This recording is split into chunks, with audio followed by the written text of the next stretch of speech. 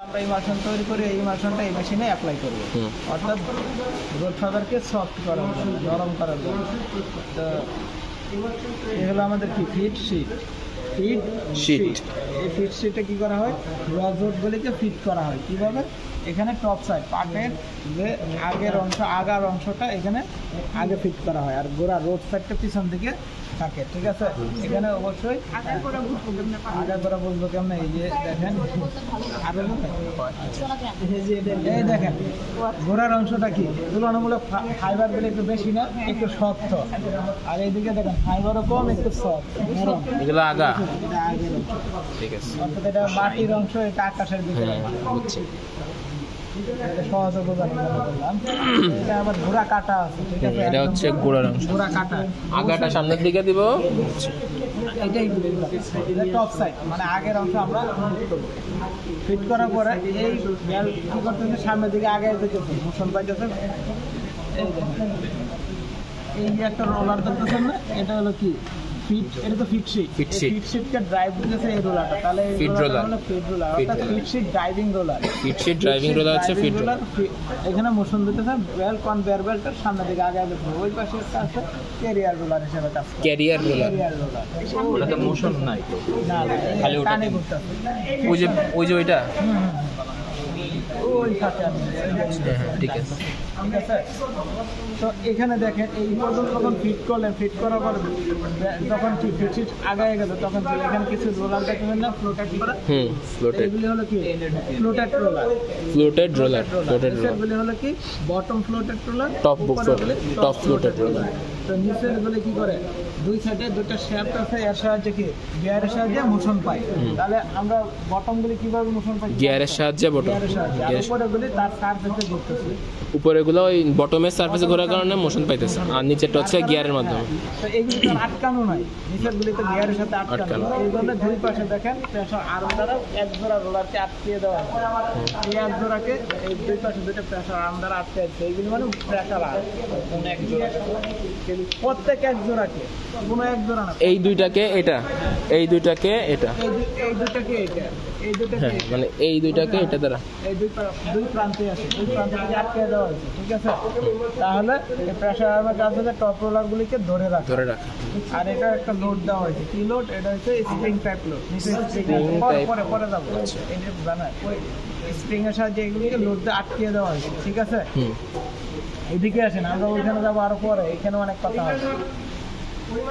আর তারপরে কি, এখন আমরা যখন এখানে ফিট করলাম, তো এই ফ্লোটেড রোলারের ফিট করার কারণটা কি, আমরা যখন এটা দেখেন এখন একটা কি কম্প্যাক্ট আকারে না জমাট বাঁধা আছে, এটা যদি আমরা একটু চাপ দিই, কোনো খাদে ফালাই, তাহলে কি একটু লুজ হয়ে গেল না, স্প্রেডিং হয়ে গেল না, একটু সরাই গেল।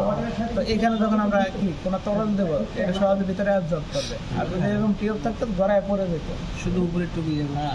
তার জন্য আমরা এই যে ফ্লোটেড রোলার ব্যবহার করছি। ঠিক আছে, আর প্রথমে একটু বেন্ডিং করে নেওয়া হয়।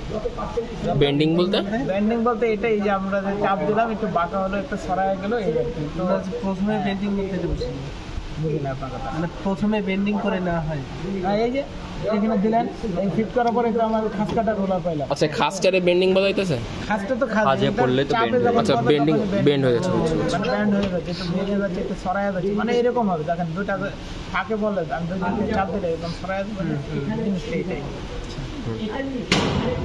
তারপরে দেখেন আমরা এখানে কয়টা রোলার আছে, এখানে টোটাল 24 জোড়া রোলার, 24 জোড়া, আর সিঙ্গেল বার বলে 48টা, 24টা উপরে 24টা, টোটাল 48টা, আর 24 জোড়া। তো এই 24 জোড়া রোলারকে যদি আমি 3 ভাগে ভাগ করি, তাহলে প্রথম 8টা দেখেন, 8টা এই দেখেন এই পর্যন্ত যদি প্রথম 8টা হয়, তাহলে 1/3 স্প্রে নজল, এইগুলো হচ্ছে স্প্রে নজল, তাহলে আমরা কিসের সাহায্যে স্প্রে করতে, ইমালশন অ্যাপ্লাই করতে, স্প্রে নজলের সাহায্যে, এটা ইমালশন স্প্রে নজল। আর এখানে দেখেন এই পাইপের সাহায্যে ওই মেশিনে যখন আমরা ইমালশন তৈরি করছি, এই পাইপের সাহায্যে সাপ্লাই দিতে হবে, হ্যাঁ এই মেশিনের সাহায্যে, এই মেশিনে সাপ্লাই দিলাম সাহায্যে দেওয়ার পরে আমরা যখন এখানে ইমালশনটা অ্যাপ্লাই করব, তো আমরা কতটুকু ইমালশন অ্যাপ্লাই করলাম এটা জানার জন্য এখানে একটা ডায়াল বা গ্যাস আছে, গেজ বলে গ্যাস, কত অ্যামাউন্ট, কতটুকু ইমালশন অ্যাপ্লাই হচ্ছে, এটা কিসে, এটার একটা একক আছে, ইউনিটটা হলো কি pound per square inch. Pound per square. Sir একটা কোশ্চেন, ইমালশন কেন ইউজ করা হচ্ছে? আচ্ছা, অর্থাৎ 1 বর্গ ইঞ্চিতে কতটুকু ইমালশন অ্যাপ্লাই করলেন এখানে আপনি দেখতে পারবেন, তাহলে নির্দেশ করবে। আমরা ইমালশনটাই অ্যাপ্লাই করতেছি কি রোড ফাইবারটাকে একটু সফট করা না, হার্ড লিগনিন থাকার কারণ কি এটা শক্ত। এটা আমি যদি একটা শক্ত জিনিসকে আপনি টুইস্ট দিলে কি সহজে কি এটা ভেঙে যাবে না, ব্রোকেন হবে তাড়াতাড়ি। আমি একটা সফট জিনিসকে আমি টুইস্ট করি, আমার তো ইয়ান তৈরির মূল ফাংশনটা কি টুইস্ট দিতে হবে। তো টুইস্ট হচ্ছে যত সফট থাকবে তত বেশি টুইস্টটা ভালো হবে। আমি টুইস্ট দিতে পারতেছি এই ফাইবারগুলো ভাঙবে না, ব্রেকেজ কম হবে, ঠিক আছে, টুইস্টটা নিয়ে থাকবে, স্থায়ী হবে। এই জন্য আমরা এটাকে সফট করি, কারণ কটনের লিগনিন নাই, জোটের লিগনিন আছে, আর লিগনিনের কারণে এটা শক্ত হার্ড হচ্ছে, ঠিক আছে। এখন দেখেন এই তুলনামূলক এই প্রথম আটটাতে দেখবেন এই ফ্লোটের সঙ্গে একটা ফাঁকা আছে, ফ্লোটার গুলো একটু বড়, কিন্তু সামনে দিকে দেখেন একটু কি গণনা এটা বেশি হায়ার ডেন্সার বেশি, হ্যাঁ ডেন্সার বেশি।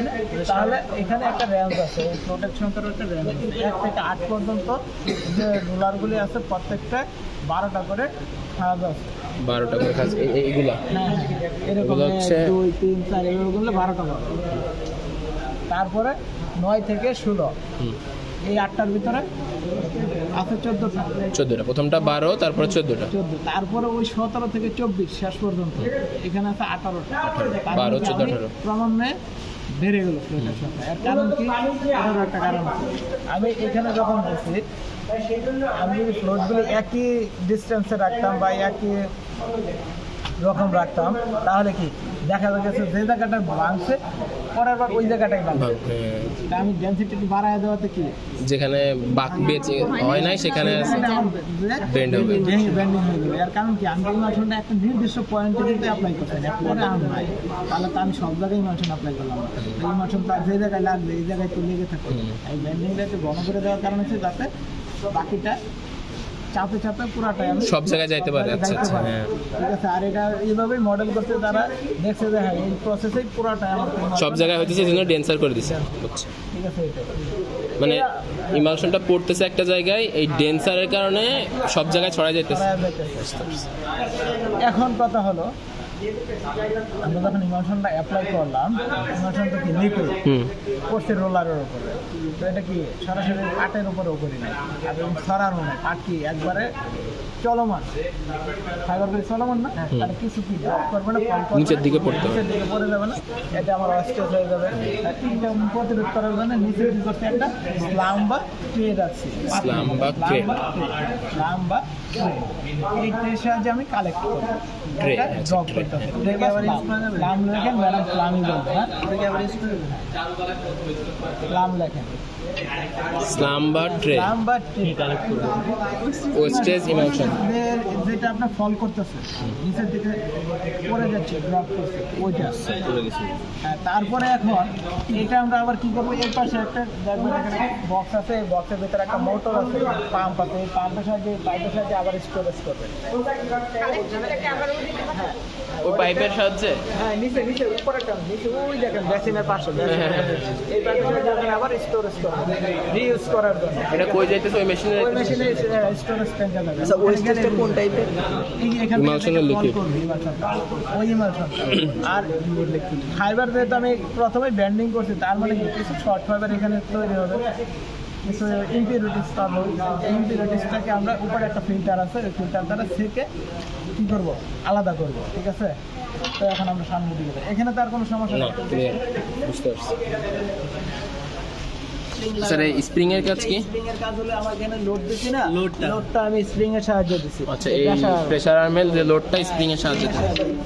এই যে দেখেন নিচে তাকায় দেখেন কি স্প্রিং লাগানো আছে, এটার সাথে আমার স্প্রিংটা লাগানো আছে। এখন আমি স্প্রিং দিয়ে লেস করি, লোড কমে যাবে, স্প্রিং টাইট করলে লোড বেড়ে যাবে, যেহেতু আমি স্প্রিং এর সাহায্যে এটা লোড দিই। এখন স্প্রিং কয়টা আছে? প্রত্যেকটা প্রেসার 24টা আছে মনে হয় নাকি? হ্যাঁ, এই পাশে 12টা, ওই পাশে 12টা।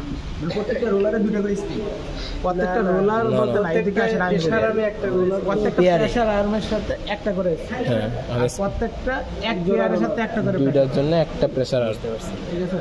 এখন দেখেন নিচেও তো এটা 4টা নিচেরটা কন্ট্রোল করতে, নিচেরটা উপরে আমরা ওই দেখেন গিয়ারের সাহায্যে হচ্ছে উপরে বলে ফাঁকা খোলা, আমি উপরেটাই আটকাইছি মূলত এটাই উপরে।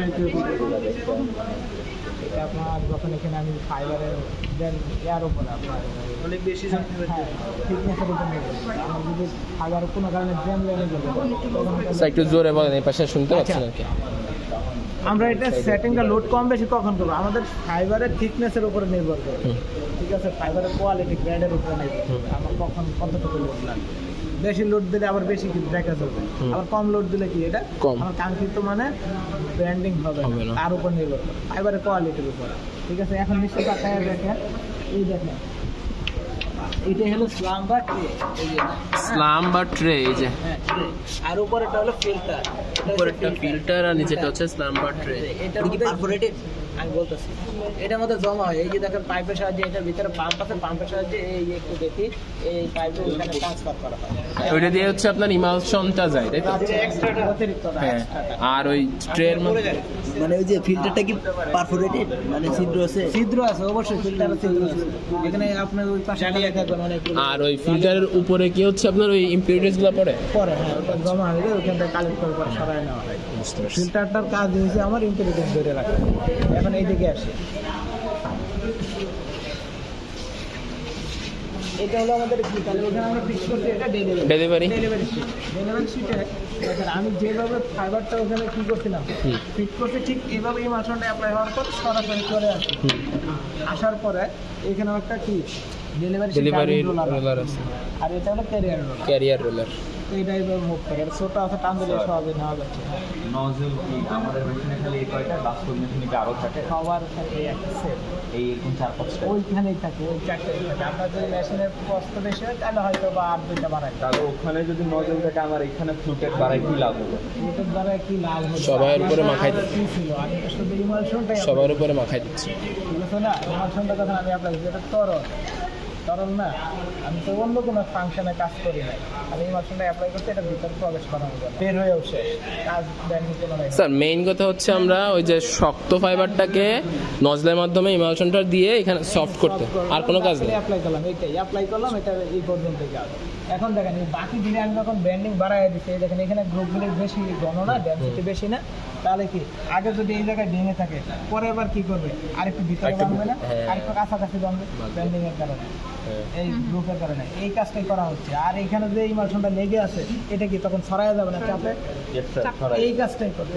আচ্ছা আরেকটা কোশ্চেন স্যার, এই যে 18টার কথা বলেন, এইটা 18? এই যে মাঝখানে গ্রুপগুলো, আচ্ছা এইগুলো 1 2 3, এটা হচ্ছে 18 14 12। ঠিক আছে। এখন দেখেন এখান থেকে যখন আমি কি পেলাম, ডেলিভারি পাওয়ার পর আমি তো ফাইবার দিয়েছি, ফাইবারে চলে আসছে, স্টেট ভাবে দিয়েছি, স্টেট ভাবে চলে আসছে, জাস্ট সফটওয়্যারটা অ্যাড হয়েছে আর সফট হয়েছে, সন্ধ্যা খালি অ্যাপ্লাই সফট এখনো পুরোপুরি হয় নাই, সন্ধ্যায় জাস্ট খালি অ্যাপ্লাই করছি, করার পরে এখান থেকে ফাইবারগুলো আবার কি করা হবে, মোড়া আকারে নেওয়া হবে, কালেক্ট করে মোড়া করা হবে, মোড়া করে ওইরকম করে পাইলিং করে একটা খোলা জায়গায় রাখা হবে, স্তূপ করে রাখাকে পাইলিং। আর এই পাইলিং করার সময় আছে, একটা কন্ডিশনিং টাইম আছে, এই পাইলিং করার হলো সাথে একটা কন্ডিশনিং করা 3-4 দিন রেখে দিতে হবে না? 3-4 দিন না, ঠিক মনে করেন 24 থেকে 72 ঘন্টা, এখানে 2 দিন 3 দিন বা সর্বোচ্চ 3 দিন। এবার ফাইবার বেদে আপনার কাটিংস করার ঘোরা কাটাটা হলে 5 দিন 6 দিনও লাগে, ওটা আরেক দিন, এটা আবার কাঁচা চালাবেন না। আচ্ছা একটা কোশ্চেন ছিল, আমি বলেন প্রেশার তো আমরা ফাইবারের কোয়ালিটির উপর দেখে প্রেশার দিব, এখন ফাইবারের কোয়ালিটি বুঝবো কেমন? এটা কি ভিজুয়াল টেস্ট করে নেবে, এখন আপনার মনে করেন স্যাম্পলের সাথে কম্পেয়ার নাকি স্যার? হ্যাঁ এটা আমার এইটুকু শেষ করে কোশ্চেনটা মনে রাখি। এখন দেখেন আমরা যখন অ্যাপ্লাই করছি বলছি কি এইদিকে কিছু না, পাইলিং করলাম, পাইলিং করার পরে এই সময়টা কী করবো আমরা, পাইলিং করার পরে স্টোর করার পরে এরকম একটা মোটা শীট কাপড় পলিথিন বা ত্রিপল দ্বারা ওটা ঢেকে রাখবো। আর মানে কি আর্দ্র জিনিস না যায়, এখানে একটা হিট তৈরি হবে না, তখন হিট তৈরি হলে এখানে কিছু ব্যাকটেরিয়া তৈরি করে, ব্যাকটেরিয়া এই ব্যাকটেরিয়া কী করবে, ওই যে পাটের যে লিগনিন ছিল আসে, ওই লিগনিনগুলোকে খেয়ে ফেলবে, আর আমার পাট ফলে কি অনেকটা নরম হয়ে গেল, ঠিক আছে। আর এই টেম্পারেচারটা যারা ওই মিলে যারা কাজ করে তারা তো অভিজ্ঞ, তারা হাত ধরে বুঝতে পারে যে আমার এটা পাইলিং হলো কিনা ঠিক করে। কন্ডিশনিং হয়েছে কিনা। যখন কন্ডিশনিং হয়েছে বুঝে টেম্পারেচারটা বুঝতে পারে, তখন তারা ওইটা আবার পরবর্তী প্রসেসের জন্য ব্র্যাকেট কার্ডে নিয়ে আসবে। এখন ব্যাকটেরিয়াটা কি করে, লিগনিনকে খেয়ে ফেলে, নষ্ট করে। ধ্বংস করবে। এখন আপনি যেটা বলছিলেন যে আমি কোয়ালিটির কেমনে বলবো, একটা তুষা পাট আর একটা বাংলা হয়, যেটা পাটের মধ্যে অবশ্যই কোয়ালিটি চেঞ্জ আছে, হ্যাঁ। দুটো শক্তিও কি স্ট্রেংথ কি পার্থক্য আছে না। বাংলার কাছ থেকে তুষাটা শক্ত বেশি। এখন বুঝতে পারছেন? তাহলে আমি বাংলাতে যে লোড দেবো তুষা থেকে সে সেই ধরতে করতে পারবো পারবো না। আচ্ছা, আরেকটা ধরেন আমার পাটের যে একটা আছে, সামনে তো থাকে না, কিন্তু পিছনের দিকে তো আরো বেশি পরিমাণে এই যে মানে একটু হ্যাঁ ফাইবারটা বেশি শক্ত থাকে, শক্ত থাকে। তখন আমি এই জন্য প্রথমে যখন এটা দিলাম, সে আস্তে আস্তে বেঁধে নিয়ে আমার মেশিনটাকে রানিং করে সামনের দিকে যাইতেছে, এবং পরবর্তীতে সে আস্তে আস্তে কি ওই চাপে চাপে প্রথমে দিলে কিন্তু জ্যাম লেগে যেত। আবার পরের মেশিনে আমি যদি থাকি ইনশাল্লাহ সামনে সপ্তাহে ওইটা আবার ভালোভাবে বলতে এটা সহ বুঝে যাবে। যদি থাকি ইনশাল্লাহ এখানে বুঝবে, তাহলে ওইটা আবার বিশদ আলোচনা করা লাগবে। আচ্ছা ঠিক আছে স্যার। আরেকটা লাস্ট কোয়েশ্চেন, এটা হচ্ছে কি যে ফাইবারটা যদি মানে এটা তো ফাইবার না সুতা, ফাইবারটা যদি হচ্ছে শক্ত হয়, তখন কি আমরা প্রেশারটা বেশি দেবো? প্রেশারটা বেশি দিব যাতে ইমালশনটা তার ব্যান্ড করতে পারে, চাপে যাতে করতে পারে। ঠিক আছে স্যার, শেষ। আর ঠিক আছে স্যার। হ্যাঁ, আপনার ওইখানে এখান থেকে কোয়েশ্চেন কি ধরতে পারে? এই যে আমি যেগুলি বললাম যে আপনার কি কয় জোড়া রোলার আছে, ইমালশন কোথায় অ্যাপ্লাই করতেছেন, স্প্রে নজল কোথায় আছে, স্প্রে নজলের কাজ কি, প্রেশার জলের কাজ কি, প্রেশার জলের একক কি, তারপরে ডেলিভারি শিটের কাজ কি, ফিট শিটের কাজ কি, এখানে কোন দিকে আপনার ফাইবারটা কীভাবে ফিট করতেছি, যেমন টপ সাইড ফিট করতেছি, রোড সাইড পিছনে করতে টপ সাইডটা কেন দিতেছি, তারপরে ফিল্টার রোলারের কাজ কি, প্রেশার আর্মের কাজ কি। আচ্ছা, এখানে আমি ইমালশন অ্যাপ্লাই করলাম, কিছু ইমালশন ওয়েস্টে তখন কি করতে হবে? কী করবেন যে আমি পরবর্তীতে ইউজ করার জন্য আবার এখান থেকে ট্রান্সফার করতেছি, কীভাবে ট্রান্সফার করতেছি, এইভাবে ট্রান্সফার করতেছি। ঠিক এই মেশিনের এখানে যা আছে প্রসেস সম্পর্কে হবে। ঠিক আছে, ঠিক আছে। কি মেশিন দেখি ওকে, ঠিক আছে। আপনারা তাহলে যদি